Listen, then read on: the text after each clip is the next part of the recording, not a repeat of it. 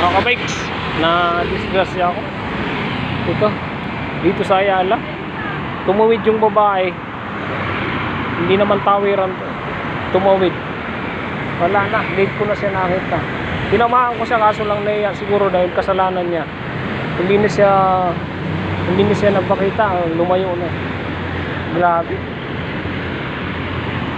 basag-basag yung ano ko, yung ilaw ko, wala na. Oh, may ilaw pa naman. Yan, bagsak talaga siya.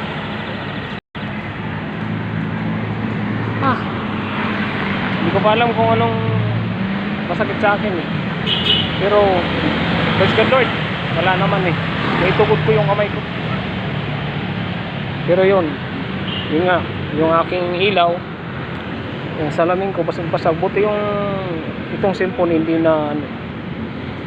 na basag. So ayan, yung problema, kapit pa naman to. Saka na lang natin ayusin sa bahay. Abot pa yan.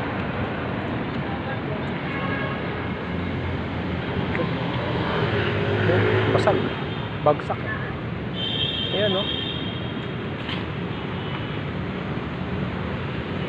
Hindi ko pa alam yung aking bikes. Ay, parsigal na. Okay, yun.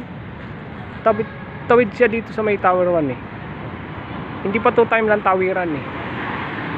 Tumawid siya bigla. Ayun.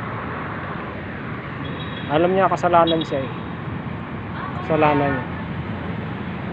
Umalis. Hindi natin pinabulin kasi baka napuruhan din. Parehas kami may sagutin.